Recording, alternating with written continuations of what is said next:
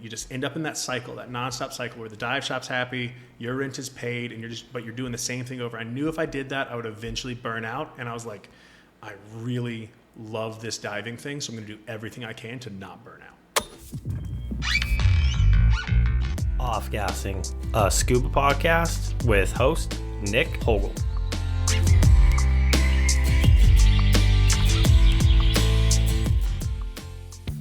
While training in Mexico, I kept running into Steve Crosby at many of the dive sites. After a few conversations, I invited him to the podcast.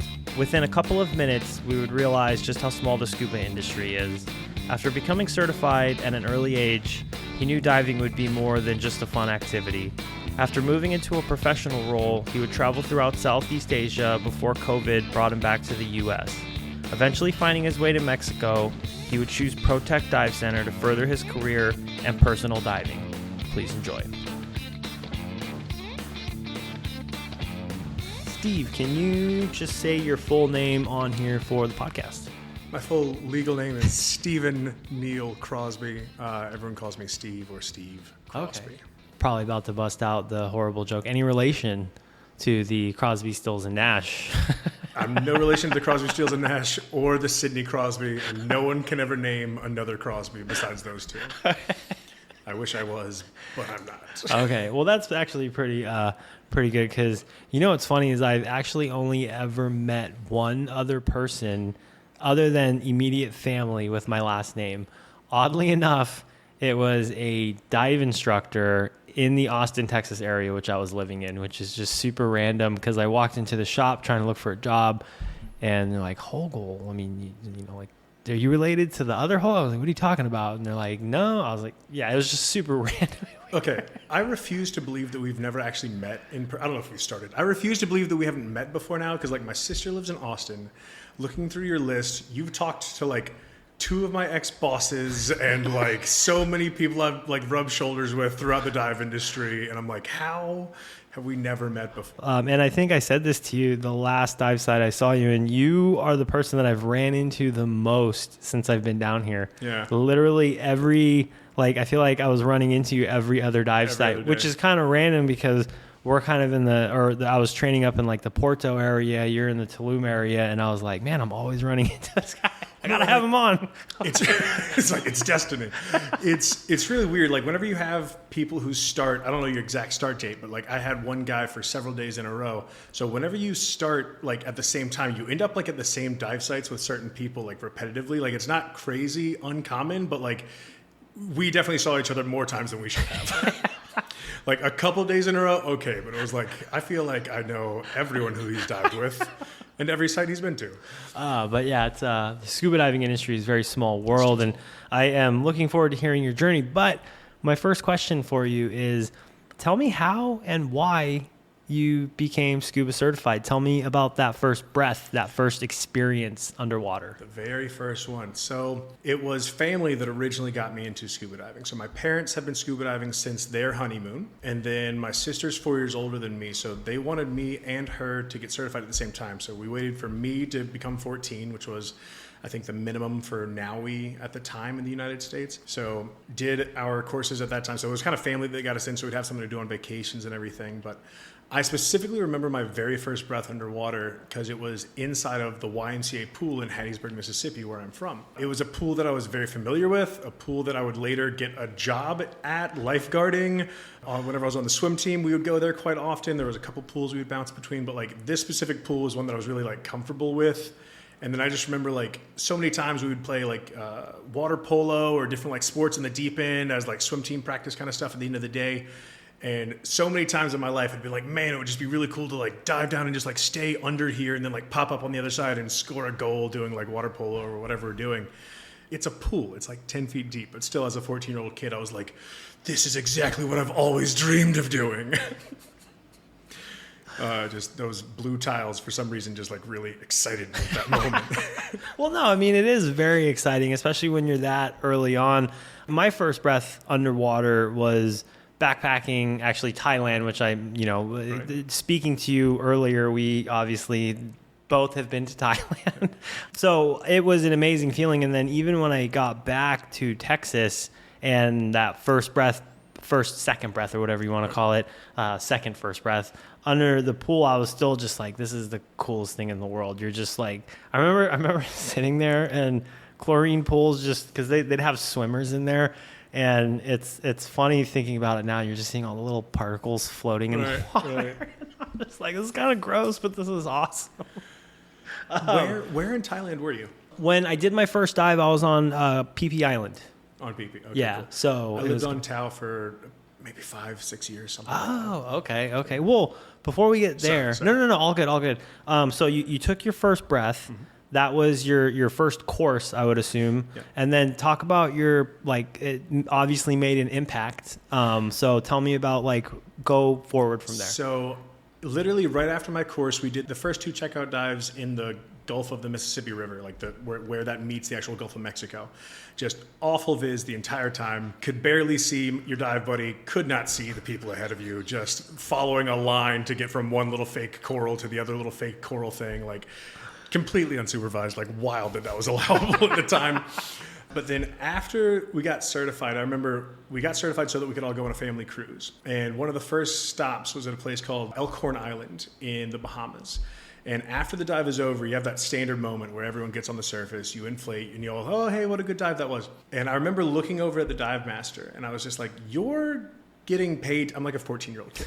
And I'm like, you're getting paid today? And then she's like, yeah. I was like, and we're paying to be here. And she's like, yeah. And I was like, okay, I gotta switch this up somehow. And literally from the age of 14, I was like, how can I make money out of this? And whenever you look at how to make money in diving, doing it full-time in the U.S. is such a hard thing. It really is. And there's very little people that actually do full-time in the U.S. So few. So full-time in the U.S. is just something that so rarely happens in very key places. A lot of people do it as weekend work or a summertime gig or in addition to their normal job or stuff like that. So whenever I was doing my research as a 14, 15-year-old kid, I was like, oh man, I guess you can't make money out of this. The dream, it's too good to be true and all that. So for the next 4 or 5, until I graduated from college, I spent those years doing as much diving as I could get my hands on, which, you don't have unlimited money as a 14-year-old kid. So trying to hop on the trips where I could, going with some local dive shops. Whenever I went to university, there was some divers in Tuscaloosa I would hang out with a little bit. I went to University of Alabama, Roll Tide. And then there was a little dive shop where I was from. So we were trying to get those things happening, but just not enough. So I was doing as much as I could, but then it wasn't until I actually graduated college and left and hit the open road that I started seeing that scuba divers in other countries could actually make a living off of it. So I sold most of my valuable worldly possessions after college, left, did some time in New Zealand and Australia, a couple dives here, a couple dives there. And then I got myself to Thailand. I was supposed to be in Thailand for 10 days. During those 10 days, I sat down and I was just seeing all these other dive professionals. I was seeing dive masters in training and instructors and all these people. I was like, wow, how long have you been on this island? And every one of them was like, oh yeah, I've been here for 7 years, 8 years, 20 years. I'm like, wow. And this is all you do? Like, yeah, that's all we do. I was like, okay, so you can make money in scuba diving, or at least enough to survive in this tropical paradise. So why can't I? And then I did the math, and the math of doing my dive master course, my instructor course, buying a motorbike, rent for 5 months, all that added together was less expensive than just the dive master course in my hometown. And I was like, okay, so I'm going to do this. So yeah. I flew home at the end of that 10 days. I made a lot of pottery. We can go back to that later. Sold some of that pottery, and that pottery kept being sold to help fund my time in Thailand. So I went back home for a little bit, and then I moved back to Thailand and stayed there for off and on, we'll call it 6 years, I think. Oh, okay. Something like that in Southeast Asia. I bounced around a little bit. I left the island for Indonesia at first, which is where I ran into Mark Crane. So Mark Crane, who's been on the show already, loved that episode. He was my boss for a year, right up until the volcano erupted. Oh. Right? So that's whenever I was there, whatever year that was.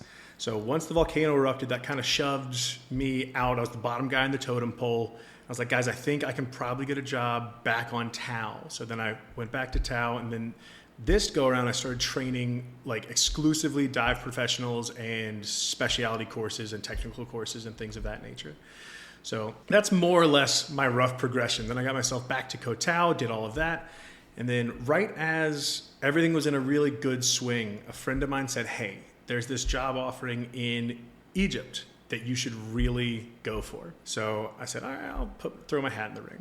I got the job. And then all of a sudden now I'm working on liveaboards in the Red Sea. So I left Koh Tao for the now last time, went to the Red Sea, and then super long story short, COVID happened, wrecked everyone's plans. And I ended up back in the U.S. where I moved into the film industry for a year and a half, did some work there, stacked up as much cash as I could. And then me and my lovely wife, Kristen, moved here in December of 21. And more or less have been here ever since. We went back for one job for 5 months, but then we've been here ever since. So that's kind of the big overview of kind of my rough path. It was a little bit of time a good amount of time in Southeast Asia, some time in Egypt, and then now here to Mexico. Okay. Done other various dive trips and other training trips along the way. Like my first trip here was actually in 2018. I organized a trip with a bunch of other dive professionals like myself, and we all came down here. We just like took over the dive center here. Am I allowed to say that? Yeah, ProTec. We just like took over the dive center for the better part of a month. It was 12 of us in total, and we all took our cave courses at the same time. So we just like filled up the dive shop, and we all got certified, and then we did a couple of weeks of fun diving afterwards, and yeah, it was a really good time. So I made a couple of trips back and forth since then. COVID happened, and I said, all right, while COVID was happening, I saw so many of my friends who could not go out on boats because without tourists, there's no boats. So I said, I want to be somewhere where I can dive independently, whether or not tourists are actually coming. And you've only got two options if you're going to dive without a boat, which is either shore or cave. And I don't like sand.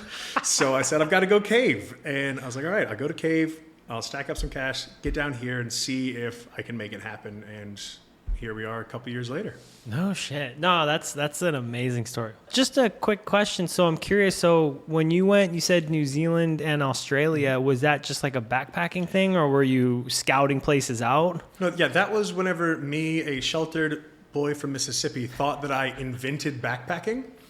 I remember literally on my flight to New Zealand, I was like, no one's ever done this before. I'm going to get one of these backpacks that people hike with, but I'm going to go all over the country. I literally thought I had invented backpacking. And then I landed in New Zealand and I saw all these other people with backpacks, and I was like, oh. You're like, damn it. I guess I'm not mama's special little boy. I guess I didn't do this all by myself. But yeah, so I did 3 months in New Zealand, hitchhiking the entire way. Got to do a couple of very random dives through one of the families I was staying with. I did the whole, not like woofing, where you end up like working on a farm in exchange for somewhere to stay and food. Yeah. So I did that for the entire 3 months and got to do some pretty random dives during that, which was really cool. I kept like picking places that said anything about diving in their description, or like bringing it up real early in my stay if we're on the coast, and sure enough, oh yeah, we got a dive kit. I was like, oh, do you? And then hop in for a dive where I could. What was the diving like there? Because it could be pretty cold. It was cold. It was their summer. It was, Jan through March, something like that. So it was not too bad, but I was in board shorts and a rashie because that's all I had. I had no dive kit with me. I'm not going to backpack with dive kit. I'm sitting here like cutting my toothbrush in half so that it's less weight. I'm not going to be able to afford the weight of bringing all my dive kit with me, and at that point I didn't have much anyway. Yeah. So I ended up just whatever kit they had was the kit I would use. Nothing ever fit me just right, but I got to go on a couple of dives here and there in New Zealand, so I was okay with it. Okay, yeah, that's actually a big goal of mine, is to make it to that. I don't want to say that part of the world because I'm pretty much there. I obviously, based in Malaysia, so it's closer than it is to here. And I keep telling myself, because for some reason Australia is like a place that maybe it was just the Crocodile Dundee when I was younger, but I'm like, man, it's a place I really got to go and check out at some point in my life, and I just have not. So I'll have to make it down there and do some diving, because I heard it can be quite phenomenal. It's really nice. I have no idea. So Thailand. So you said it was supposed to be 10 days. Like, how did you do? Like the typical land in Bangkok and then just see where to go, or how did that whole? It was completely at chance, like 100%. It was just a literal flip of the coin. I landed in Bangkok. Do you know couch surfing? Yeah. So I had a couch surfing host in Bangkok, really nice guy. And I literally had no plan. I had 10 days to kill. I had some money because I'd just been working in Australia. And I was like, all right, I got to blow some money. I'm going to Thailand and I don't want to go home just yet. So 10 days, let's go Thailand. So I landed in Thailand and I just talked to my couch surfing coach. I was like, look, I love just doing whatever the locals say. So like, what do you think I should do? Like, is it here? Is it there? I don't want to necessarily do what all the tourists do. So he said, well, really, you're in Bangkok, which is, call it the middle. You've got two options. You can either go south to the beaches, to the islands, or you can go north to the mountains. And like, you make that decision, then I'll give you some recommendations. I said, you got it. So I flipped a coin. It literally said tails go south. So I went south. So then we talk about fate, huh? complete fate.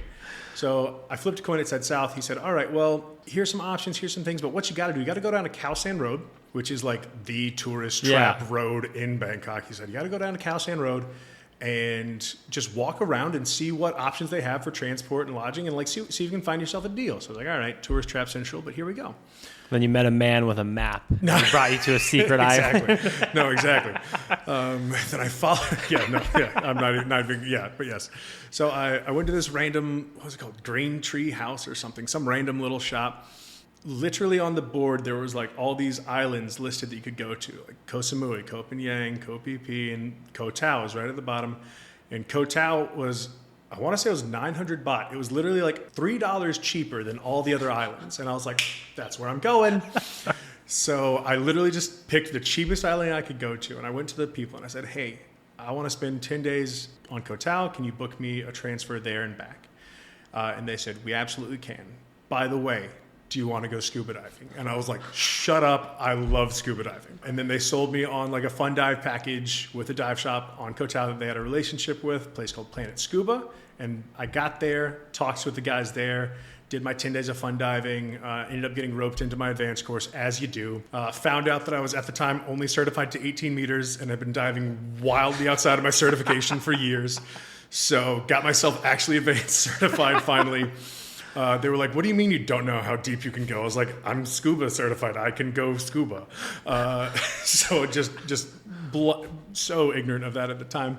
But they got me on my advanced course, did some fun dives as well. And then those were the guys there at Planet Scuba that have really encouraged me to stay in the industry. And like, yes, you can do it. There was a couple other people there, one guy around my age, and me and him became good buds. And it was like, yeah, this would be really cool to come back and do, and started talking about the finances of it and looking at it. I was like, wow. And then the classic thing that everyone does is like, I talked to the manager and I was like, hey, Brummy is his name. He's like, hey, Brum, if I ended up doing my dive master course here, do you think maybe I could have a job, maybe? And he's like, I don't know, maybe you could. We'll see. And you got to come back and do it to find out. And I was like, I'm sold.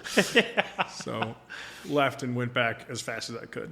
Okay. And then before we get back, or actually, I don't know if the timeline right now is correct, but before we get back to Thailand, pottery, is that just like a side hobby? Yeah, or what? So this is exactly where the pottery comes in. Okay. So in college, I randomly found out that I needed some, like, there's different qualifications for course credits. And I found out that pottery counted as something that I needed, or like could count as something that I needed.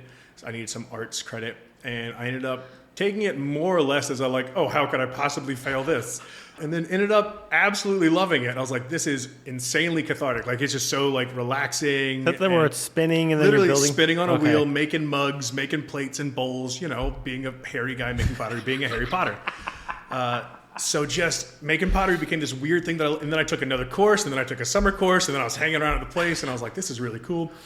And then all of a sudden I'm like selling stuff at at Kintuck, which is this yearly festival where students will sell their wares alongside other local artists of various kinds. And I realized that I'm like, okay, I'm not great. I'm no professional. I'm okay at it. Whenever I do it a lot, I can make decent pottery. So I said to myself, I've got some money to do this, but I have no consistent income right now. I have no real investments. I just got some money in savings, and I can see myself blowing through that way too fast. So I had a few months back home. So I ended up doing two things. Number one is I worked with Habitat for Humanity. I actually volunteered for them, but I worked for Habitat for Humanity for a few months. And then every single night I was going to a local pottery studio and just making as much pottery as I possibly could. Then I developed a relationship with a couple of local people selling pottery. And I said, all right, here's some pottery. You sell it. You get a commission. I get the rest. And then every couple of weeks, some money would appear, and it was like, oh, look, some more of your pottery back in the U.S. sold. And I was like, great. It was never an insane amount, but it was enough. Like, pottery's been a long time hobby of mine. We've got some pieces at the house that I still have. It's fun. It's relaxing for me. So you still do it now, or? I mean, no, I've yet to find a pottery wheel in Tulum. But I would think you should be able to there's find. Mayan pottery and like hand-built things and stuff. Okay. What I want is like a co-op where I can go pay a membership and actually like be a part of the thing and not just some random tourist who walks in and makes a pot. Yeah. No, that's pretty cool though. But so pottery helped fund my dive master course in my first couple of months in Thailand. So yeah. No, that's super random. I would not have guessed that. So that's pretty cool. No. Harry Potter though, I like right? it. Yeah. No, it's so strange. Whenever you look at all scuba divers, we all come from the most random of places. We all have the most random of backgrounds because ultimately, like someone said it the other day, it's like, yeah, we're all in diving because we got kicked out of other stuff. This is the one place, like even the theater kids get kicked out sometimes and they end up in scuba diving. That's true. And it is nice to have that like common bond with everybody. So I might have been to Koh Tao when I was really, really young. So there's no memory of it. So I used to live in Thailand. I went to like preschool, kindergarten there. My mother's from there. So my father was like, hey, which is, I feel like thinking about this now as like an adult, it's like, hey, it's the 80s. I have a family. I have a young son and a young daughter, a family, growing family. Let's move to Bangkok, Thailand. I was like, okay. But absolutely loved it. And so I've been to a bunch of places. It was funny because when I went back there for the first time as an adult was with my mother, who hadn't been back in like 10 years. I just think it was like 15 for me. She's like, hey, I'm going back to Thailand, wondering if you want to go with me. I was like, yeah, this is cool. When I landed there, we landed in Bangkok airport. I can't remember. It starts with an S. I'm horrible with pronouncing. Something. Yeah, absolutely horrible with pronouncing things. And as soon as we stepped out of the airport, it was like a rush of like childhood memories. It was insane. Suratani. Sorry. Yeah. There we go. It's like it hit me. I gotta say it. Suratani. And I was like, hey, I'm gonna come back out here for a month next year, just kind of backpacking, same thing. I knew I didn't invent it, but like I was like, this is the first time I'm doing it, right? I'm from Mississippi. We're horribly sheltered. You don't have to claim to be as sheltered as we were. You know, my first backpacking trip, like it wasn't even a backpacking trip, so I'd planned it for a year. And looking back on it, it's super funny now because I had no idea what to do. I mean, we kind of referenced it earlier. I think the only like thing that I really knew about backpacking was like the beach, Leonardo DiCaprio, right? So I was like, okay, I'm going to go out for a month. So I kind of planned where I was going to stay the year before, and throughout the year, I'm like, okay, I'm going to book this, I'm going to book that. And then ended up going to PP. That's when I did my first dives there. Absolutely amazing experience. But so I have not been to Koh Tao, so I don't really know much. Can you tell me a little bit about the diving? I do know the full moon part. It can be a big party place. I mean, a lot of places in Thailand, but tell me a little bit about Koh Tao. So I still got a lot of friends on the island, so I gotta pick my words very wisely here. Koh Tao is a great place to cut your teeth as a new instructor. Okay. Right? It's a great place to start. For some people, if you move up the ladder enough, it can be a great place to hang out. There is this middle range of people who have stayed there a little bit, but don't stay there the long run. And sometimes it's like the 2 to 3 year range when these people will end up burning out because they do the same thing every single day. Open water advanced, open water advanced, open water advanced. And they just do that over and over and over again, and they eventually burn out. But if you can keep yourself like engaged enough and keep trying to teach different specialty courses, do something different, change dive shops every now and then, you can still find Koh Tao to be a really awesome place for you. So for a new dive instructor, it's a great place to be. It can also be the worst place for a new dive instructor to be if you go to the wrong dive shop. It's one of those things where Koh Tao is nothing but diving. It's like 8 square miles, right? 4 miles long by 2 miles wide, more or less. And last that I checked, I mean, I'm sure this number's changed since COVID, but before COVID, there was like something like 85 or 90 dive shops on the island. Oh, I think it's the one of the highest producing islands for certifications, I think. I want to say. Absolutely. Yeah. Absolutely. I mean, how many times in my life do I run across someone and just ask them, when were you on Koh Tao? I never say, oh, were you ever on Koh Tao? It's like, when were you on Koh Tao? Everyone's been to Koh Tao. The diving itself is solidly average. It is not awful. It is not the best in the world. For your first time diving, blows your mind, right? You got some areas where you got some good schools of fish.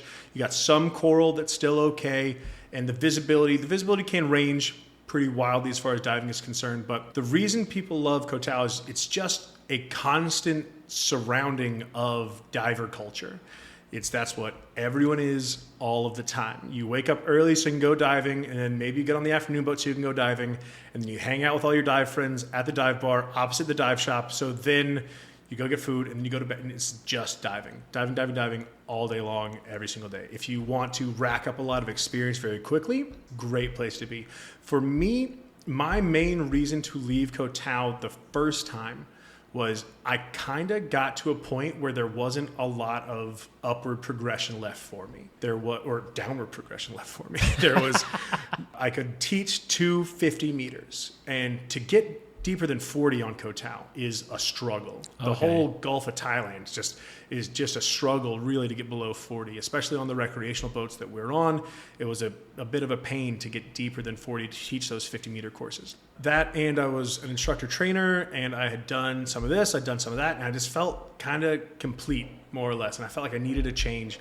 So then the first time I left Koh Tao was because I kind of feel like I'd maxed out, so to speak. Now, some people I know are more than happy to just have that lifestyle and not change too much and just do the same thing, and they have fun every single day. They get rewarded from that. And to those people, I say, awesome, please continue to do that as long as you're still providing that good quality of care for your clients and your customers and your students and all that. For me, I knew from a very early point in my career that I needed to change it up. Yeah. I knew that I could see people around me burnt, and I could see that burnt out look. And I was like, if I get sucked into open water advanced and into that cycle where I have my 4 open water students, I upsell them on the advanced course so that I get a couple more days work, and then you just end up in that cycle, that nonstop cycle where the dive shop's happy, your rent is paid, and you're doing the same thing over. I knew if I did that, I would eventually burn out, and I was like, I really love this diving thing, so I'm going to do everything I can to not burn out. Is that how you ended up in Indonesia and Ahmed? Right. So I left Koh Tao whenever I said, okay, I need to go do something different. I've depthed myself out here. I want to go do some tech instruction. My buddy Ed Stockdale, one of my good diving mentors, my best diving mentor, he's probably going to listen to this now. So my buddy Ed Stockdale said, all right, if you get yourself to Tioman, Malaysia, we'll get you your DECO 50 instructor course with RAID. I was already a RAID instructor at the time and SSI. And he said, and we'll do it crossover to TDI. So then you can teach tech in TDI and in RAID. I said, great, more options. Where did you go in Tioman? So ABC Beach. Do you remember the dive shop? It was B&J. B&J, okay. You know B&J? Yeah. How small is this industry? They're the biggest one on Tioman, I believe. Yeah. No, with Ben and man, I don't remember a lot of those guys now. I know one of the managers. I'm so horrible with names, but because I was just there in March. I was diving with another shop, Moby Tech, but B&J is just literally. I mean, it's right down this walkway. I mean, it's a very small island. I missed that island. Yeah, I missed that island. So I got myself there, and then did some assisting on some of his courses. I brought him some clients. He signed me off. We got it all sorted out. And then I had a little bit of savings, but not much. But I didn't have a huge plan at that point. I was like, all right, I can afford to be here for about 2 months. I did a day's work with B&J. And then I was like, all right, it's getting into low season for these guys here. I probably can't afford to just stay here. I don't want to go back to Koh Tao. I feel like that'll be admitting defeat or something. So I said, all right, I got to go somewhere. As luck would have it, at the end of that month was ADEX. Which is the Asia Dive Expo. So I said, all right, I got to go to ADEX. I printed off a bunch of resumes, and I literally just any booth at ADEX that year that had TDI or RAID or SSI, because I was also an SSI instructor, I was like, I'm going to stop here, and I'm going to introduce myself to everybody. So I literally just went around to the entire Dive Expo that year and met everybody. That's where I met David Strikey, who you've also done a podcast with. So I was there. I just walked around, and then Ed had a dear friend named Mark Crane, and Ed said, hey, please hire Steve before he annoys everyone at this Dive Expo. So Mark said, okay, completely off of Ed's recommendation, hired me, and I found myself on a flight to Bali within a week or so.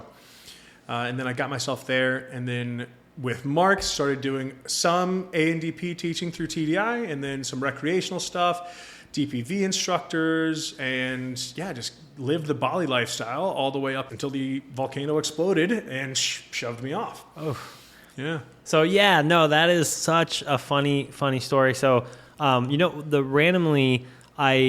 first time, I've only been to ADEX once. I missed last year. I can't remember what I was doing, but I wasn't in town to make it, or in the area. That's actually when I kind of first heard of Mark Crane. He gave a presentation there. I can't remember about what. So I knew who he was. Some form of rum. No, Mark Crane is a fantastic instructor. Don't let that go down as the record of me saying something. He does have very good taste in rum. Oh, he does, yeah. And so I ended up, oddly enough, I went there. Me and my girlfriend went there to Ahmed for our 40th birthday, and I took the ANDP, the 2 courses. And that was when I actually, first met him and took a course in. Super, super funny guy, super intelligent. Like, every time I'm around that dude, I can't help but just laugh. So. You can't help but laugh. Like, he's just... he's so quick. He's always got that little reply. If you make some mistake, he'll call you out real quick. It's so good. And I'm very excited because as soon as I get back to Malaysia, probably by the time this comes out, I'll have visited him, and I look forward to. So I almost did my rebreather training with him, and then I was looking, all trying to figure out which decisions. It's not the easiest choice, the rebreather, because it's like no matter what unit you look at, there's the whole side of it that loves it, the whole side of people that love it, and then the whole side of it that's the worst rebreather in the world. Yeah, are you talking about a specific unit or just the fact of rebreathers just at all? Both, right? Okay. It's like because I was like, I got my mind made up. I'm going to buy this unit. I'm going to get this unit. No, you don't want that unit. Then they tell you everything that's wrong with it, and then the next person's like, well, they don't know what they're talking about. This is the best unit in the world. Blah, blah, blah. It's all... If you want my 2 cents officially on the record, it's all different tools for different toolboxes, and different things are good in different situations. I am a Mod 1 owner and user of the Sidewinder. By the time this comes out, I'll be Cave CCR on the unit as well. When I look at the unit, just to show you like one of the reasons that I like it, I like it because I can take it apart myself. It's a very simple unit. It's like there will be some problems. A lot of people are going to admit there are some problems with like, okay, this is fiddly or this might break, but all the things I can fix myself. I never have to send anything back to anywhere else. So when you go to make that decision of what unit you want, get a good list of all of the pros and cons that you can possibly think of. Because some of the reasons that some people might hate one unit are the exact reason that other people love the unit. Like, oh man, but the Sidewinder, like this might break. It's like, yeah, but also I can fix that myself. Yeah. And I like knowing that. Or some people might really depend on this like feature that other people say is completely irrelevant. So try and get as good a view as you can before you make that big decision. And when possible, test as many units as you can. Yeah, you said you just recently did a tri-dive on one? No? Well, I did one actually with Mark Crane. I did some tri-dives with Mark Crane, 3 different units. So that was my first, and that was back in December. That was my first experience. Revo, Inspo, and what? Well, no, it was what third unit does he have now? It was the Revo. He has so many units in that place, but it was I did one on the Revo, and that was actually the one that I was like gonna get. Like and if I could find a good deal on one in the future, I might end up getting one. But the Revo, and then I did the Choptima. Curious, do you think that you'll end up getting into a back mount unit? Different tools for different situations, right? For me, now, at this point in my life, living in Mexico, cave diving every day of the week, or just about every day of the week, I see so many times where I know that I would need a side mount unit right now. Now, most of the caves in the area were explored on back mount doubles. So it's not like you can't do a ton of diving here in a back mount unit. There's an insane amount of diving to do here in a back mount unit. However, I know there are some places where you need to be on side mount, and not that it's necessarily some incredibly small, gross, little take a tank off and throw it in front of you situation, but just some places where a boxier unit just wouldn't go. Yeah. So for me right now, that would not fit what I'm doing. If I went somewhere else in the future, years from now, and I started doing exclusively deep wreck diving off of it, maybe I went back to a liveaboard situation, well then maybe I might like a unit that I could just throw on in one go. I wouldn't want to side mount dive off big boats. I mean, you can do it. I have done it. It's not that hard once you adjust some things, but it is easier to do it in back mount. So if I find myself in a different situation, I could see myself switching to a back-mounted unit. But for right now, at this point in my life, I think I'm going to stick with side mount. Okay. Or side mount units, at least. So, Mexico, ProTec, how did this all evolve? My first trip to Mexico was to ProTec. I organized a trip with 11 of my other friends. We all came down at the same time. We just took over the dive shop. Tulum or Playa? In Tulum. Okay. Yeah, in Tulum, literally right down the road from here. We were the first people ever to stay in base camp, the accommodation above ProTec. I was literally the first person to sleep on that mattress. I was very happy about it. I also took a line, and I ran the line from outside in, and I said, Kim, the first person to lay line somewhere gets to name it. He did not let me name the room, unfortunately. So I came down a few weeks early because I had some friends in the United States who wanted to come down and do their open water course. I had another friend. It was my friend's wife and my two other friends, Cliff and Sean, who were both groomsmen in the wedding that we just had, and then their wives all came down, and I taught the three of them to dive. Sean already knew how to dive, but I taught the three of them how to dive. And during that time, I was messaging the dive shop. I said, hey, I need someone to teach out of. Is it okay if I teach out of ProTec? They're like, sure, absolutely. I said, by the way, I'm coming down for my cave course. Is it possible that I borrow some stuff off you so I don't have to bring all of my cave stuff and a recreational set as well? They're like, no problem, come on down. So came on down, and I met with a guy named Jacob, who at the time was running ProRec, which was the recreational wing of ProTec, which no longer exists. But he was super accommodating with renting out everything. And I remember whenever I went to go check out my rental kit from him, he handed me an X-Deep backplate and wing and an XTX 50 Apex regulator. And I'm like, okay, I don't have kit this nice. I was expecting a crummy BCD and some other, shop reg, so to speak. But no, he handed me this. And then my friends who were then going to be my students came down, and I was handing them and sizing them up for XT backplate swings, brand new wetsuits. They had boots. They didn't have full foot fins. They were open heel fins with boots and this. And I was like, they're all on Apex regulators. I was like, this is the dream. And then the icing on the cake, right as we're starting to get out, get all the gear together, I was like, all right, guys, next thing to do is get some tanks.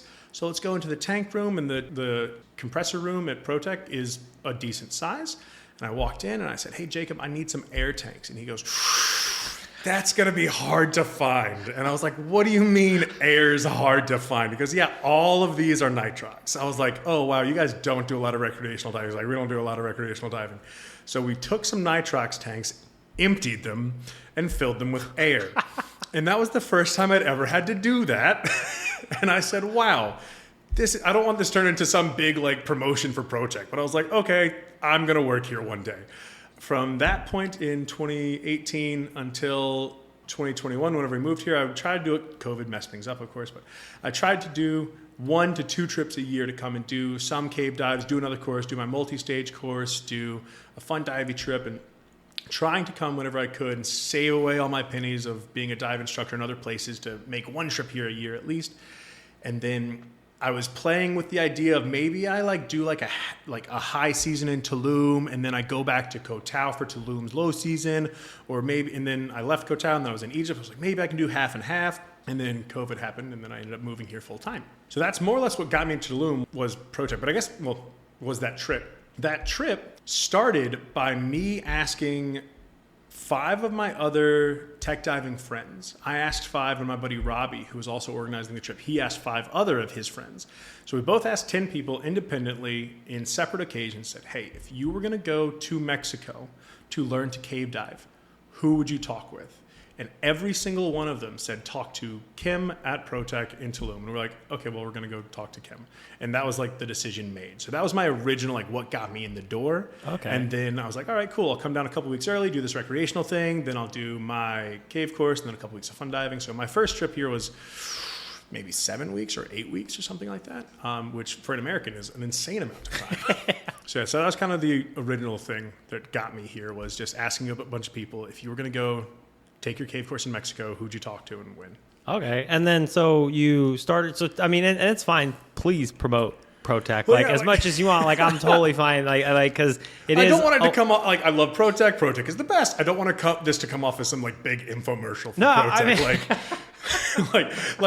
like some panning image of like, you see someone stuck in a restriction, and then you see someone like fumbling around on the dive site. Has this ever happened to you? It's like, you should try ProTec. Like, No, because I might actually, because I have a few interviews lined up, so I might do a little ProTec series. No, so tell me, like, the like, why I mean, you're obviously saying, but like, why ProTec? And then, tell me about working there and some of the other people that you work with and the good that you do at ProTec. Let's hear about it. So the why ProTec, I remember whenever I was just becoming a tech instructor, my buddy Ed Stockdale, he told me a sentence that has stuck with me ever since. He said, never be the best diver in the room. Right? Not a foreign sentence. A lot of people have said it, but I really took it to heart. I was like, I never want to be the best diver in the room. And this is one of the reasons I left Cotown, because as I'm teaching dive masters, as I'm training instructors, and as I'm a person with a technical mindset, I'm not the best diver on the island. I'm not the best diver in the world. But there were many times over the years there where I repeatedly found myself being the best diver in the room. And I said, if I want to be better, I need to be around better divers. And then I did my first trip to ProTec. And I remember there was this one occasion where there was Kim standing next to me. Then there was my instructor, Rob Bartlett. Then there was one local explorer. And then there was one person who's written books about scuba diving. And I was just looking around the room, and I was like, I am not the best in this room. I am solidly the worst diver in this room. That'd be kind of intimidating. Without a doubt, I am the worst diver in this room. And I was like, all right. If I want to be better, you got to be surrounded by people who are better than you. Yeah. And that's part of the Dunning-Kruger curve that happens, right? Is realizing that like you thought you were great, turns out you're awful, and you're never going to be as good as you thought you were. So as I was trying to figure out where to be, the number one draw for me was I want to be around people who are better than me. And since I've started working at ProTec, like Jill Heinarth and Patrick from, my boss Patrick also, but also Patrick from the Diving into the Unknown movie, and then Sammy as well. There's just this huge string, Steve Davis, Brian K. Cook, there have been this huge string of people who I'm like, I got to dive with Brian K. Cook today. That's insane. Yeah. You just get to go down this list. It's like, and they're coming to ProTec because they know that ProTec is a reputable dive shop. They know that the instructors do a good job and all that kind of stuff. And that just really sets the bar high. So it's just constant encouragement to do better. Now, is it discouraging sometimes whenever you're like, oh, I should probably, okay. But it's constantly people around you just edging you on, where they're like, just, all right, you can do better. No, do better. No, that was good, but do better. Yeah. And for me, that is very much my comfort zone. Does it get very frustrating sometimes? Absolutely. But if I look at myself now versus where I was when we first got here, wow, I'm a better diver than I was then. I was an okay diver then. I'm a better diver now, and I hope that in another 2 years I make the same progress I made in the last 2 years. Now, it's not always going to be that exponential curve of getting better and better, because I was pretty hot trash at first. Hopefully that continues, because again, I just find myself constantly around divers who've been doing it longer, who've done it more, who've done it deeper, who've done it further back in the cave. I'm like, no, these are the people who will make you better. So that's my initial draw to ProTec, and one of the reasons I stay there. So yeah. Also, another one reason that I really enjoy the atmosphere is the constant drive for perfection. We're always on each other. We're always on our students. We're always nitpicking every little thing, every little decision. It's like, no. Don't let bad muscle memory happen. Like, be on your students like white on rice on a paper plate in a snowstorm. Like, don't let, if they are supposed to make a tie off and that line is supposed to start on the right, if their hand goes to the left, you're already too late. You should have stopped them before it went, nope, over here. Like, it's so really focused on the perfectionism part of it, which is real frustrating for everyone involved at first. Oh, yeah. But when it comes to someone at the end of their course, like you don't get a lot of thank yous up front. But then at the tail end, you start getting the thank yous, which is nice, which is something that this is another thing that Ed Stockdale originally taught me. And then I saw that same mentality being mirrored here at ProTec, and I was like, no, this is who I want to be with. Okay. Man, you're inspiring me. I'm going to have to go book a. Come on. Come on. Absolutely. All you have to do is go to www.protecdivecenter.com. Click on the link. I will leave a link. And speaking of Brian K. Cook, have you ever been to the Bahamas? That's like a destination. Now that I'm, have my full cave certification, that's like somewhere I eventually would really, really like to visit. Next level jealousy. I've never been. A couple of the guys from ProTec have been. I think Jake's been. I want to say Scanda's been. I know Jake's been. Man, the photos that come out of there are insane. They're just such a different quality. Like, you get some good formations here in Mexico. That's what we do. We do formations, but we don't get that great amount of crystalline formations that you get there in the Bahamas. And sometimes it's really hard to put into video or to put into a photo how cool a cave is when you're in it, because the cave sucks up all the light and then everything's just kind of dark and you don't get the full picture and all this. But when you see those photos from the Bahamas and it's just like a light goes onto a crystal and all of a sudden the room lights up. And it's just all you see is these tiny decorations, floor to ceiling, wall to wall. And you're like, that is awesome. It's one of those things where they say like a photo will never truly capture the image. Oh, yeah. Right? Yeah. You know that the GoPro video you're taking right now is not going to do the place justice. And I think to myself, if I'm so jealous of that photo and that's not doing it justice, like what does it got to be in person? Yeah. Like it's got to be just next level amazing. It's crazy because the first time I came down here to Mexico, you coming from Texas or the States, you hear about the cenotes and everything. And I was like, yeah, I was already a diver at that point. I'm like, okay, I'm in Mexico. I'll check out the cenotes. I'll plan a couple trips. We ended up going to Cozumel for a few days, did, the typical vacation dives over there, stayed in Tulum, and basically it was like, okay, I'll book a few days at the cenotes. And it just blew my mind. As soon as we went in there, I was like, holy shit. And it's so funny because before we got down here, I was like telling my girlfriend, like, I would never dive in caves. Like, I like the ocean. Get in the cavern zone. I'm like, holy shit. First time I saw a side mount diver. I knew they existed. First time I saw just one. Just a thing of myth and legend. I was like, dude, I'm like, that is the coolest looking thing I've ever seen. I was like, I need to learn how to side mount dive. And and it's just funny because, here I am, however many years later, just being like, okay, I need to become full cave certified. And then it starts opening up all these, not doors, but I guess doors of like the Bahamas or Indonesia or the Dominican. I hear there's some really nice ones. Obviously, Mexico is probably going to be explored for our next 2 lifetimes or whatnot. And it's just crazy to see like what is out there. Florida. I haven't even been to Florida. Oh, I mean, I've been to Florida, but not cave diving. That is one of the 2 big curses of the scuba diver. Like, you start diving somewhere and you save up all your money and you're like, all right, I'm going to go do a trip in Mexico and I'm going to go do this. And you get so excited and you get there and then everyone's like, man, are you done the Bahamas yet? It's like, oh no, I just saved up money to come here, guys. And they're like, oh yeah, you think the Bahamas cool? Wait till you get to the Dominican Republic. And it's like, oh no, where did all the money go? There's just so much out there. But I have a couple of last questions for you before I let you go. So my second to last question is, would you ever go back and dive in the Gulf of Mexico? Where the Mississippi River hits the Gulf? Would I go back? You got to do a fun dive. You got to do a fun dive. Would I work there and retire there? No, absolutely not. I'd go back for a fun dive. When was the last time you've been back there for diving? I have not dove in the States in years. Oh, wow, since college. Lucky you. Literally since I'm jealous.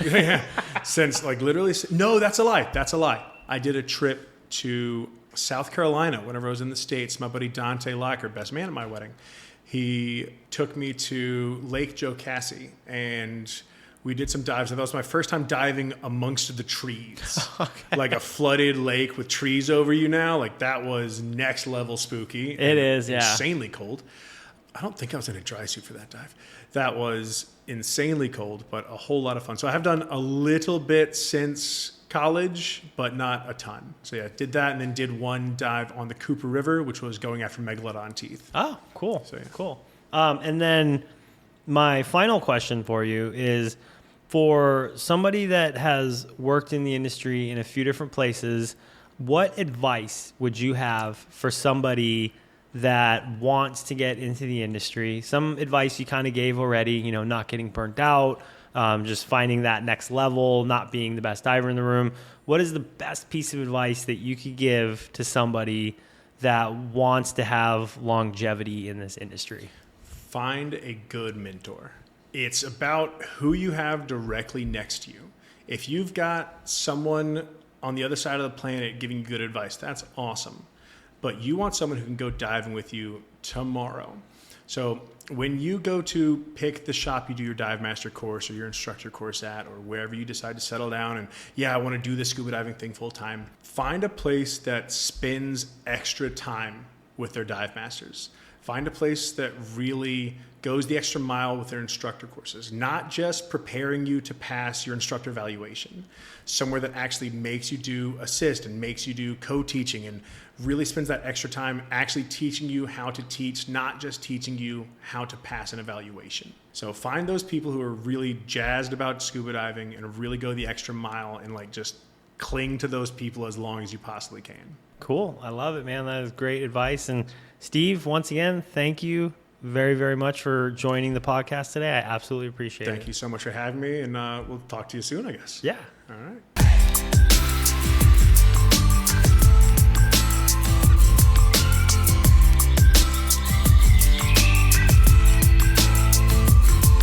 Off-gassing, a scuba podcast.